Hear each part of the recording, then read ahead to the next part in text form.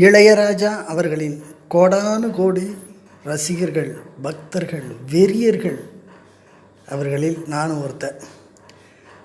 அது எப்படி சொல்கிறதுன்னு தெரியல. 80களில் வந்த அவருடைய பல பாடல்கள் அந்த பின்னணி இசையோடு பிஜிஎம்னு அப்போல்லாம் சொல்லுவோம். First BGM, second BGM, third பிஜிஎம்னு. பல்லவிக்கு முன்னால் வர்றதுக்கு பேர் ஃபஸ்ட் பிஜிஎம், பல்லவி முடிஞ்சதும் ஃபஸ்ட்டு சரணத்துக்கு முன்னால் வர்றதுக்கு பேர் செகண்ட் பிஜிஎம். ஃபஸ்ட்டு சரணம் முடிஞ்சு ரெண்டாவது சரணம் ஆரம்பிக்குதுல, அதுக்கு இன்பிட்வீன் வர்றதுக்கு பேர் செகண்ட் பிஜிஎம்னு பேர். இப்போ அதுக்கெல்லாம் interlude, first interlude, second interlude, third இன்டர்லூடுன்னு சொல்கிறாங்க. அப்போல்லாம் சினிமா பார்த்துச்சுன்னா அதுக்கு first BGM, second BGM, third பிஜிஎம்னு பேர். இந்த first BGM, second BGM, third பிஜிஎம்லாம் மனப்பாடமாக பல பேர் போடுவாங்க வாயால். அவங்களுக்கு மியூசிக்கில் எதுவுமே தெரியாது. எப்படி பாட்டு வரிகளை பாடுறாங்களோ அந்த மாதிரி மனப்பாடமாக அந்த பிஜிஎம்களை பாடுவாங்க. இப்போ என்னால் பாட முடியும், அது பாடினா அந்த நமக்கு அந்த மியூசிக் தெரியாதனால சரியாக இருக்காது. அப்படி ஒன்றரை ஏறல, ஒரு பாட்டு ரெண்டு பாட்டு இல்லை, ஆயிரக்கணக்கான பாட்டு சொல்லிக்கிட்டே போகலாம்.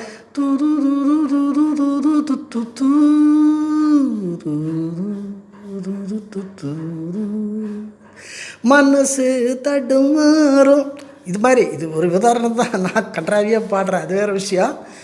அவருடைய பிஜிஎம்களையும் அவருடைய இன்பிட்வீன் அவர் போகிற சின்ன சின்ன ஆன்சர்ஸ்ன்னு சொல்லுவாங்க, டிங் டிங் அந்த மாதிரி எங்கே வரும். அதெல்லாம் மனப்பாடமாக ரிதத்தோடு பாடுறவங்க உண்டு, அந்த தாளத்தோடு பாடுறவங்க உண்டு.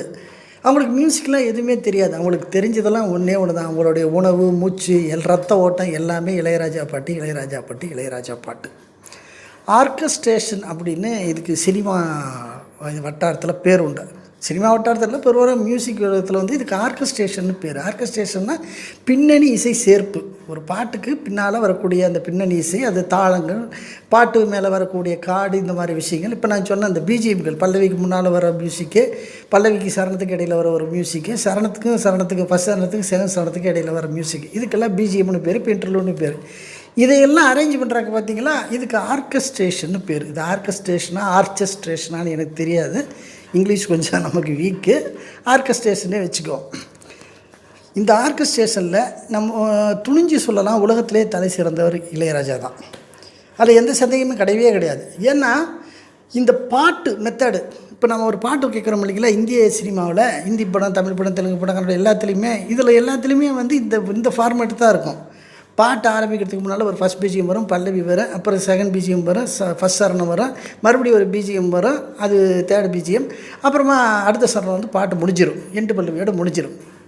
இந்த பேட்டர்ன் சாங்ஸ் இந்திய சினிமாக்களில் தான் பண்ணுவாங்க. இந்திய சினிமாக்களில் தான் பண்ணுவாங்க. சினிமா பாடல்களில் மட்டும்தான் இந்த பேட்டர்னே உண்டு, நாடக பாடல்களில் கொஞ்சம் உண்டு. இந்த பேட்டர்னுக்கு இந்திய மியூசிக் டைரக்டர்கள் அப்படின்னு எடுத்துகிட்டா, சில உலக அளவில் இப்படி பண்ணுங்கன்னு சொன்னால் கூட உலக அளவுலேயும் சில பாடல்களில் பண்ணியிருக்காங்க. அதில் பல்லவி சரணம்ன்ற கலரில் வராது, கொஞ்சம் மாறி அவங்களுடைய பேட்டர்ன் வேறு. அதுலேயும் அந்த இன்டர்லியூட் மியூசிக் வரும், அந்த இன்டர்லியூட் மியூசிக் அதையும் ஆர்கெஸ்ட்ரேஷன் தான். அது எல்லாத்துலேயுமே கணக்கில் எடுத்துட்டா கூட இளையராஜா சாதித்ததெல்லாம் எவனுமே சாதிக்கல. இளையராஜா தான் உலகத்துலேயே அதில் பெஸ்ட்டு, அதில் எந்த விதமான சந்தேகமும் கிடையாது. இளையராஜாவுக்கு நீங்கள் என்ன விருது கொடுத்தாலும், அது நோபல் பரிசு வரைக்கும் எதை கொடுத்தாலும் தகும். இசைக்கு நோபல் பரிசுனா அதுக்கு உலகத்திலே தகுதியான ஒரு ஆள் இளையராஜா தான். அப்படி பண்ணிட்டார். இன்றைக்கி நிறைய இந்த யூடியூப்லலாம் பார்த்திங்கன்னா இளையராஜாவுடைய இசையை அப்படியே அங்குலமாக ரசித்து, இது இப்படி பண்ணியிருக்காரு, அதை அப்படி பண்ணியிருக்காருன்னு இசை வல்லுநர்கள், மிகப்பெரிய பிளேயர்ஸ்லாம் எப்படிலாம் பண்ணியிருக்காங்க பாருங்கள். எப்படி என்னென்னமோ பேரெல்லாம் சொல்கிறாங்க, அது நமக்கு புரியல. அந்த வார்த்தைகள் கூட இப்போ நினைவுக்கு வர மாட்டேங்குது. இது இப்படி பண்ணியிருக்காரு, அப்படி பண்ணியிருக்காரு, இப்படி பண்ணியிருக்காரு அப்படின்லாம் அவங்க பிரித்து அலசி ஆராயும் போது அவ்வளோ அது பிரமிப்பாக இருக்குது. கேட்கும்போதே நமக்கு பிரமிப்பாக இருந்திருக்கு. அந்த வயலின்கள்லாம் அப்படி எங்கேயோ போகிறோம் அப்படின்ட்டு, ஒரு காதல் என்பது என் கண்ணில் உள்ளது, என் கண்ணில் உள்ளது நெஞ்சில் வந்ததடி, அப்படி தூத்துன்னு ஒரு ஃப்ளூட் எங்கிருந்தோ ஒரு வயலின் வரும். அந்த வயலினும் ஷெனாயும் ஃப்ளூட்டும், ஐயோ அம்மா சாமி, அது என்னென்னமோலாம் கவுண்டர் பாயிண்ட்லாம் என்னென்னமோ சொல்கிறாங்க. அது அவர் தான் சாதித்தார், அதில் எந்த வித சந்தேகமும் கிடையாது. இது மாதிரி ஒரு பாட்டு பண்ணார், ரெண்டு பாட்டு பண்ணார்லாம் இல்லை, ஆயிரக்கணக்கில். பெரிய படம் சின்ன படம்னு எந்த வித்தியாசமும் கிடையாது. அது ரொம்ப சின்ன படமாக, கண்ணுக்கே தெரியாத படமாக கூட இருக்கும். அந்த படத்தில் அந்த ஆள் அள்ளி தூக்கி போட்டு போயிட்டே இருப்பல. மகுடின்னு ஒரு படம், அதில் ஒரு பாட்டு, கரட்டோரம் மூங்கில் காடு காட்டை சுற்றி வண்டு பறக்குது, நீதானா அந்த குயில் ஒரு படம், பூஜைக்கேத்த பூவிது நேற்று தானே பூத்தது, சொல்லிக்கிட்டே போனாங்க. அது படத்துடைய இதுக்கு சொல்கிற, சாதாரண படத்தில் கூட எப்படிலாம் பாட்டு போட்டிருக்காரு. அப்போ நல்ல படத்துலலாம் எப்படிலாம் பண்ணியிருப்பார். அப்புறம் படத்தோட ரீரிகார்டிங், அது படத்தை எங்கேயோ தூக்கிட்டு போயிடுவார் இளையராஜா. ரீரிகார்டிங் ஆப்பிட்டு பார்த்திங்கன்னா சில படங்கள்லாம் வந்து ஏண்டா உட்காந்துட்டு இருக்கோம், படத்தை வேறு லெவலுக்கு கொண்டு போயிடுவார். இப்படி ஒரு படம் 2 படம் இல்லை, ஆயிரக்கணக்கான படங்கள், பாடல்கள், ஒரு பாட்டு 2 பாட்டு இல்லை, ஆயிரக்கணக்கான பாட்டு 80கள்லேயும் 90களையும் பாதி வரைக்கும் 97 98 வரைக்கும் கூட சொல்லலாம். ராஜாவின் ராஜாங்கம் தான் பிரமாதமான பாட்டு. அவருடைய பிஜிஎம் அப்படின்னு சொன்னோம்ல, இதுதான் அவர் பாட்டுக்கு வந்து ஒரு அழகே. டியூனாக கேட்டாலும் உருக்கமாக இருக்கும். இளையராஜா உருக்கிறதுக்கு கேட்கணுமா, என் தாய் என்னும் கோவிலை காக்க மறந்திட்ட பாவியடி கிளியே, என் வாயும் வயிற்றையும் போற்றி வளர்த்திட்ட பாவியடி கிளியே, பெண் மனசு ஆழமுன்னு ஆம்பளைக்கும் தெரியும், அது பொம்பளைக்கும் புரியும். என்ன பாட்டு, ஐயோ பாப்பா சொல்லிக்கிட்டே போகலாம். எத்தனையோ, 1 இல்லை 2 இல்லை. சோலை புஷ்பங்களே என் சோகம் சொல்லுங்களே, ஈரமான ரோஜாவே. அவர் உருக்கிறதுக்கும் அவர் தாளாட்டுறதுக்கும் கேட்கணுமா, அதே மாதிரி டான்ஸு, அந்த ஆள் போட்டால் தானே டான்ஸு பாட்டு. அப்போ இன்னி வரைக்கும் நியூ இயரில் எந்த பாட்டு போடுறான், இளமை இதோ இதோ, இந்த பாட்டு தானே போடுறான். அது அந்த அடி, அப்புறம் நாட்டடி, நம்ம ஃபோக்கு, அது கலைக்கு தூக்குனதே இந்த ஆள் தானே. பொதுவாக எம் மனசு தங்கம், எத்தனை பாட்டு, ஒரு பாட்டு 2 பாட்டு இல்லைங்க. அண்ணாத்தான் ஆடுறா ஒத்திக்கோ ஒத்திக்கோ சொல்லிக்கிட்டே போகலாம். ஒவ்வொரு டைப்லேயும் ஒரு 1000 பாட்டு போட்டு வச்சுருப்பார் அவர் போட்டது. அது முக்கியமாக நம்ம இங்கே திரும்ப இந்த பிஜிஎம் பற்றி தான் பேசுகிறோம். அந்த பிஜிஎம்கள்லாம் வந்து அந்த வயலின்ஸ் அப்படி அந்த வரும் பாருங்கள், ஒரு சவுண்டு அப்படி காதில் அப்படியே தேன் வந்து கொட்டுற மாதிரி இருக்கும். பூமாலையே தோள் சேரவா, இந்த பாட்டெல்லாம் கேட்டு பாருங்கள். ஒரு காதல் என்பது, இதெல்லாம் கேட்டு பாருங்கள். ராதா அழைக்கிறாள், புது ராகம் இசைக்கிறாள், சுந்தரி கண்ணால் ஒரு சேரி, இதெல்லாம் வயலின் என்ன கொட்டுங்க, மழையாக கொட்டும். அதே மாதிரி ரிதம், அவர் போட்ட ரிதம்லாம் அப்படியே சக்கு சக்குன்னு மனசில் நிற்கும். பல பேட்டன் பண்ணியிருக்கார் ரிதமில். ஆரம்ப காலத்தில் ரொம்ப நாள் வரைக்கும் தபலாவை தொடாமல் இருந்தவர் ஒரு கட்டத்துக்கு பிறகு தபலா பேட்டனுக்கு வராரு. அதுக்கு பிறகு தபலா பேட்டனில் நிறைய பாடல்கள், எல்லா பாட்டிலையுமே தபலா வந்துக்கிட்டே இருக்கும். அது பெரும்பாலான பாட்டு இப்படி பண்ணிக்கிட்டே வராரு. அவருடைய பாட்டு பிஜிஎம் பற்றிலாம் பேசுகிறதுனா ஒரு வீடியோ பத்தாது, 100 வீடியோ 1000 வீடியோ போடணும். ஒவ்வொரு பாட்டை பற்றி ஒவ்வொரு அரை மணி நேரம் வீடியோ போடணும். இப்போ நம்ம வீடியோவுடைய பர்பஸ், இதோட என்ன பர்பஸ் அப்படின்னா, அப்படி அதி அற்புதமாக மனசில் நிற்கக்கூடிய பாட்டை போட்டுக்கிட்டு இருந்த இளையராஜா அவர்கள் 2000களுக்கு பிறகோ அல்லது கொஞ்சம் முன்னால் இருந்தோ ரொம்ப தம் பேட்டனை மாற்றுறாரு. ரசிகர்களை நமக்கு அது ஒரு பெரிய இழப்புன்னு தான் சொல்லணும். அந்த பிஜிஎம், அந்த ரிதம் எல்லாத்தையும் விட்டுறாரு. விட்டுட்டு வேறு இதுக்குள்ளேயே போகிறாரு. ஏன் இப்படி போனார்? ஏன்னா யாரை பார்த்தும் பயப்படுறார். சிங்கம் வந்து யாரை பார்த்தும் பயப்படாது.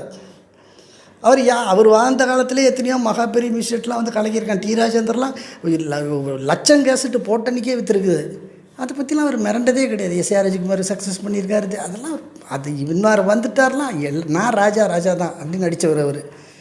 அவர் இந்த தன்னுடைய அந்த மூல பலமான இந்த அழுத்தம் திருத்தமான ரிதம், அப்புறம் வந்து அந்த தபலா பேலகு டோலக்கு ரிதம், அப்புறம் அந்த பிஜிஎம்களில் அழுத்தமான இசை, நல்ல கணீர்னு காதில் விழக்கூடிய இசை. இப்போ உங்களுக்கு புரியும்னு நினைக்கிறேன். அந்த பளிச்சுன்னு காதில் விழக்கூடிய இசை. இந்தமான உன் சொந்தமான பாட்டெல்லாம் கேட்டு பாருங்கள். பிவி பிவி பிவி பிவி பிவி பிவி பிவி பிவி பிவி பி வி வி வி பி பி வி பி வி வி பி பி பி பி பி பி வி பி வி பி சச்சன் சச்சன் சச்சன் தூது தூது சச்சன் சச்சன் சச்சன் தூது தூது தூது சொல்லலாங்க. ஒவ்வொரு மியூசிக்கையும் அப்படி அழுத்தம் திருத்தமாக காதில் கணீர்னு விழுற மாதிரி பிஜிஎம் போட்டுட்டு இருந்தவர் அப்படியே அதை தூக்கி போட்டுட்டு காதுலேயே விழாத மாதிரி ஏதோ ஒரு பூனை கத்துற மாதிரி பிஜிஎம்கள் போடுறாரு.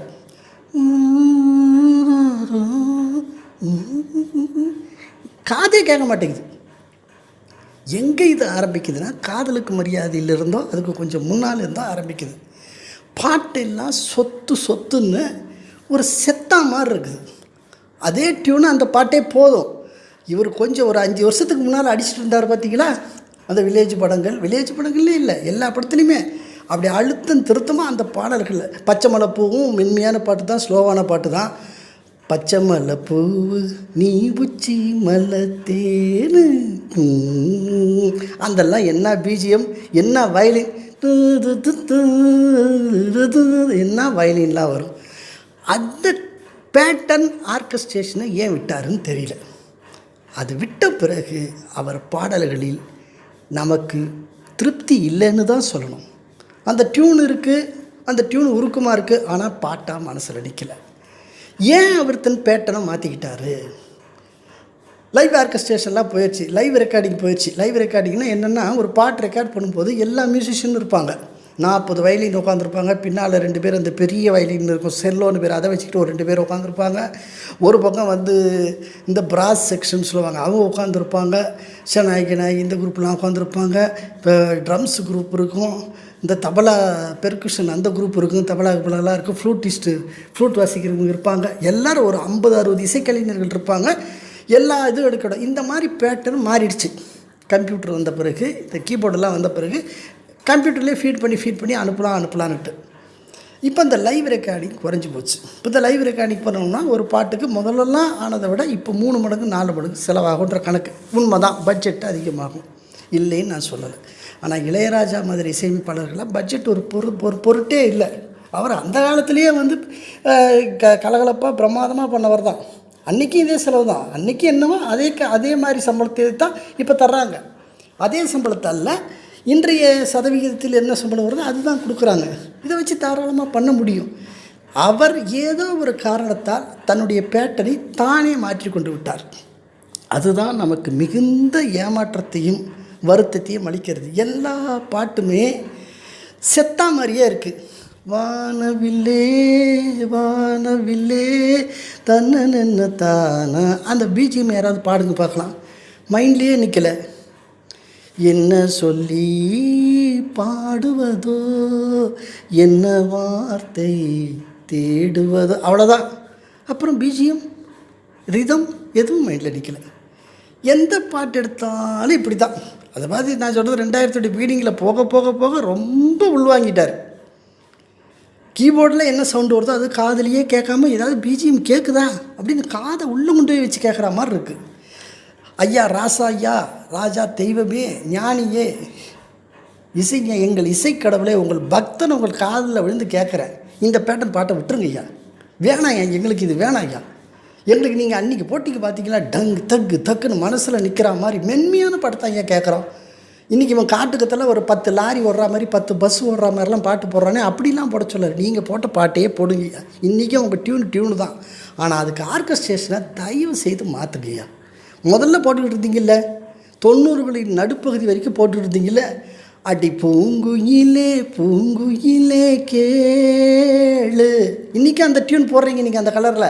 ஆனால் ஆர்கெஸ்ட்ரேஷன் அன்றைக்கி போட்டு ஆர்கெஸ்ட்ரேஷன் பண்ணுறீங்களா? இல்லை. அந்த பாட்டு ஆர்கெஸ்ட்ரேஷன் இன்றைக்கி பண்ணுங்கய்யா. அந்த தபலா டோலக்கு, ஒரு 40 வயலின், ஃப்ளூட்டு, ஷெனாய், ஃபோக் பாட்டாக தான் எல்லாம். உங்களுக்கு வயலின் எப்படி யூஸ் பண்ணணும்னா நாங்கள் சொல்லிக் கொடுக்க வேண்டிய அவசியமே இல்லை. அதை இந்த உலகத்துக்கே பாடமாக எடுத்தவர் நீங்கள், வயலின்ஸ் எப்படி பயன்படுத்தணும்னு சொல்லிட்டு. எத்தனை பாட்டில் என்னெல்லாமோ இளையராஜாவுடைய ஸ்ட்ரிங்ஸ்னு பேர் வயலினை பொறுத்த வரைக்கும் சினிமாவில். அதை இளையராஜா எப்படி பயன்படுத்தியிருக்கார் அப்படிங்கிறத ஆராய்ச்சி பண்ணுறதுக்கே 10-15 PhD பண்ணணும். அந்த மாதிரி பாட்டு போடுங்கய்யா. ராஜகிரண் படங்களோட அவர் காலத்தோட உங்களுடைய இசை கொஞ்சம் மாறு. அதுக்கு பிறகு டோட்டலாக இறங்கி போச்சு. அது வரைக்கும் என்ன பண்ணிக்கிட்டு இருந்தீங்களோ, அரண்மனை கிளி வரைக்கும் என்ன மியூசிக் பண்ணிக்கிட்டு இருந்தீங்களோ அதை பண்ணுங்க. இனிமேற்பட்டு ஃபோக்காக இருந்தாலும் சரி, டூயட்டாக இருந்தாலும் சரி, நல்லா அழுத்தம் திருத்தமாக காதில் விழுற மாதிரி அந்த பிஜிஎம்ஸ் அப்படியே திங்குன்னு அப்படியே அழகாக காதில் விழணும். கண்மணியே பேசு மௌனம் என்ன கூறு, அப்படியே என்னமோ ஒரு தபலாவும் ஒரு ஃப்ளூட்டு வரும். அதெல்லாம் போடுங்கய்யா. மறுபடி நீங்கள் அந்த 93 வரைக்குமோ அல்லது 92 வரைக்குமோ என்ன இசை பண்ணிகிட்டு இருந்தீங்களோ அந்த ஆர்கெஸ்ட்ரேஷனோட பாடல்களை போடுங்க. இந்த டியூன் உங்கள் டியூன் என்றைக்கும் உங்கள் டியூன் தான், அது நிற்க தான். அதை இந்த ஆர்கெஸ்ட்ரேஷனை மாற்றி போட்டு கொடுங்கய்யா. எங்களுக்கு நீங்கள் வேணும், உங்கள் பாட்டு வேணும்யா, அந்த ஆர்கெஸ்ட்ரேஷனோடு வேணும்யா. இதை ஒரு வேண்டுகோளாக வைக்கிறோம், ஒரு பக்தர் கடவுள்கிட்ட கேட்குற வேண்டுகோளாக வைக்கிறோம். இது உங்கள் காதுகளுக்கோ கண்களுக்கோ எட்டி நீங்கள் இந்த பாணியில் நீங்கள் மறுபடி நீங்கள் பாடல்களை தந்தீர்கள் என்றால் ஊளையிட்டு கொண்டிருக்கின்ற நரிகளும் நாய்களும் ஓடிவிடும். மீண்டும் தேன் பாயும் இசை எங்கள் காதுகளில் வந்து சேரும். நீங்கள் 93க்கு பிறகு நீங்கள் மாற்றிக்கிட்ட அந்த இசை பேட்டர்ன் வேண்டாம். மியான்னு காதலியே கேட்காத சவுண்டெல்லாம் போட்டிங்களே, அந்த பாட்டு வேண்டாம். காதலுக்கு மரியாதைக்கு பிறகுலாம் நீங்கள் போட்ட பாடல்களில் எங்கேயாவது பிஜிஎம் மைண்டில் நிற்குதா, திருப்பி பாட முடியுதா? ஒன்றுமே இல்லை. அந்த பேட்டர்னே வேண்டாம். அதான் சொன்னனே, அரண்மனை கிளின்னு புள்ளி வச்சு சொல்லியிருக்கிறோம். அது வரைக்கும் உள்ள எந்த பாட்டு வேணாலும், ஃபாஸ்ட்டு மெலடியாக இருக்கட்டும், ரொமான்டிக் சாங்காக இருக்கட்டும், சோக பாட்டாக இருக்கட்டும், வெஸ்டர்ன் பேட்டர்னாக இருக்கட்டும், எல்லாத்துலேயும் அழுத்தம் திருத்தமாக நீங்கள் அடிச்சிங்கல்ல, அந்த பேக்ரவுண்டு அந்த ரிதத்தோட இனி வரும் பாடல்களை கொடுத்தீர்கள் என்றால் உங்களுக்கு கோடானு கோடி உங்கள் பாதங்களை தொட்டு வணங்கி என்றும் நன்றிக்கடன் பட்டிருப்போம். இன்றைக்கு உங்கள் பாடல்களை கேட்டு, இன்று நீங்கள் போடுகின்ற பாடல்களை கேட்டு சற்றே வருத்தத்தில் வேதனையில் இருக்கின்ற உங்கள் பக்தர்களில் பல பக்தர்களில் நானும் ஒருவன். மீண்டும் அரண்மனை கிளை காலகட்டம் வரை நீங்கள் பயன்படுத்திய அந்த இசைக்கருவிகளுடன் அழுத்த திருத்தமான பிஜிஎம்களுடனும் ரிதத்துடனும் பாடல்களை தர வேண்டும் என்று பணியுடன் கேட்டுக்கொள்கிறோம். நன்றி, வணக்கம்.